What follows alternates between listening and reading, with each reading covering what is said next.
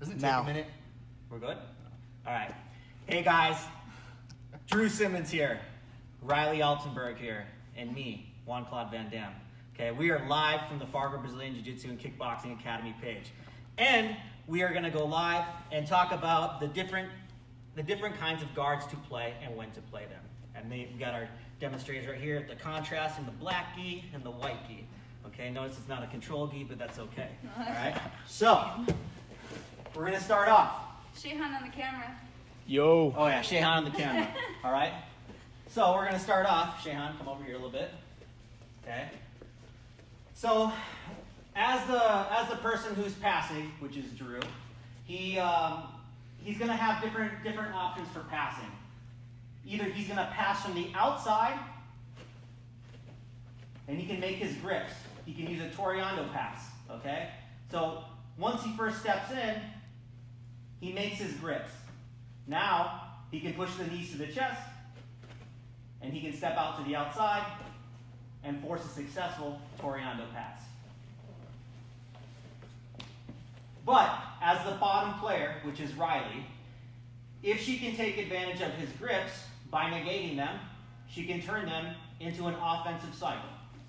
So as Drew goes for a Toreando, she places her feet on his biceps and goes onto his spider guard. If by chance Drew steps to the outside, now Riley can switch to a different guard. She can go into a lasso guard. Now, from here, she can turn that defensive situation into an offensive cycle and turn this into a sweep and end up back on top. Okay? Do you want to get in the picture? Not yet. Okay. But there's different ways to pass. We can pass from the outside, and we can also pass from the inside. If Drew elects to pass from the inside, he's going to take his lead leg and go what we call the straight hamstring.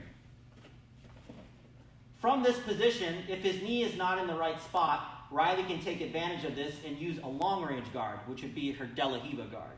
Okay? So notice how Drew's lead leg went into Riley's left hamstring, and now she grabs the collar, she has the ankle, she's got a hook on his leg, and she's got her foot posted out on his inside of his thigh. From here, she can off-balance him, and now she can perform a sweep. From here, she chose to get back on top. All right? But there's a difference. There are times when you can, as the person who's passing, you're either going to know how to pass these guards, or your partner might be really good at playing these kind of guards. So the guard that Riley chooses is dependent on how well he is at passing and the space that he gives her. So this time, he does the same thing. He enters the straight hamstring, and Riley goes into a De La Riva guard. Okay? Now, this time, Drew's going to pop these grips off. 1, he pulls the hand off the ankle. 2, and now look, his lead leg goes from the straight hamstring to the cross hamstring. This would be a good time for Riley to play reverse De La Riva guard. From here, she can do another takedown if she so chooses. Extends him away, comes up, right there. Okay? Now this time, instead of Drew's still going to enter from the inside position, but he's going to force a half guard. So he steps in and he makes his grips, and Riley is not acknowledging these grips. So he's going to step out and push the leg in, and notice how his knee is on the floor, and Riley's knee is on Drew's right shoulder. When Drew tries to pressure in, she's now got a knee shield half guard. Her knee is blocking his shoulder. Her left hand is blocking the other shoulder. So now when he pressures in, it's hard for him to press. She's also got control of his hand, because if she doesn't monitor that hand, Drew can cross-face her and start crushing her. Okay? So from a knee shield position, Riley can use a little bit of off-balance by kicking, making space, and pummeling inside. Now she comes up, and she's got the back. Okay? Half guard is a very dynamic position. If by chance Riley thinks maybe Drew's good at leg lock attacks, Drew could possibly toe hold Riley from this position and break her ankle. Okay? But there's going to be times when maybe you have to recognize when to switch. So Riley switches from a knee shield half guard into a half butterfly guard. Okay? Now when Drew tries to pressure in, she's still strong, but this time the leg attack is very minimized. If Drew by chance can take his left knee and glue it to Riley's hip, now he can get past the knee shield and set up his head and arm grip, underhook and a crossface. Okay? The whole battle from here is Riley recognizing if Drew can get his knee glued to her hip. This time, Drew tries to take his knee into the hip, but Riley raises her leg, and now she enters a full butterfly guard. She rocks back, rocks forward. She goes to her over-under sweep right here. Okay? She did the over-under butterfly sweep. Hook sweep, very commonly called. Okay? But let's say that maybe Drew gives her some problems. So as soon as Riley throws in her half butterfly hook, he tries to press forward, and she goes into her full butterfly guard. She rocks him up, sits him back. She goes into her over-under sweep, but this time Drew bases out with his hand and his leg close.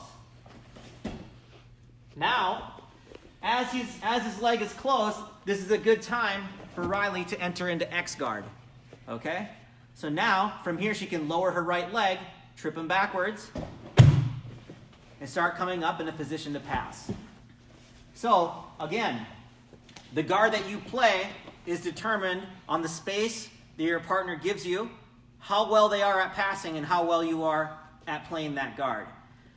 The cool thing with Jiu-Jitsu is that when you play these type of guards, especially open guards in the gi, you can connect them. Okay? Let's go back into Riley with the lasso.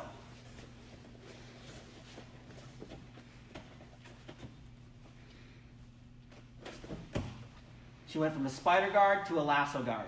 From here, if she wants to, she can now play reverse De La Hiva. Okay? She can connect her lasso guard and her reverse De La Hiva guard. She's going to take her pummel it on the inside. Now, he's got his right hand trapped, so she's going to bring her knees to her chest and rock him out to the side. Pummels her leg out, and now she's back on top. Another example of connecting open guards would be if maybe Drew steps in from the inside and he goes into a De La Hiva, into the straight hamstring. Riley, from this position, if she feels like Drew pops her grip off, she can go into reverse De La Hiva guard. So she went from one open guard to another open guard. All right? So what's the difference between open guards and closed guards? If by chance Riley's on her back and maybe Drew drops down to a knee and maybe he forces himself inside. Not what you would do in Jiu-Jitsu. You want to try to avoid the closed guard. But for an example, an idea of closed guard would be with the legs wrapped around the hips. Okay? This is a closed guard. All right? Maybe Drew passes to half guard. Now Riley has her legs here. Her legs locked together. Now she's back in a closed guard. Okay? The guards get more dynamic depending on what you choose to play. If you like open guards, you can play your reverse De La Hiva, your spider guard, your lasso guard. Okay? But in the gi, you have the fabric to manipulate. Once you play no gi, you don't have as many guards to play. So, this is just a tutorial on to explain to you guys what guard to play. As a new person, you might be, what guard do I play? Well, this is an example of showing the layers of guards so that you have an idea what to play and when to play it. That's all we got for today. Peace out. All right. Bye.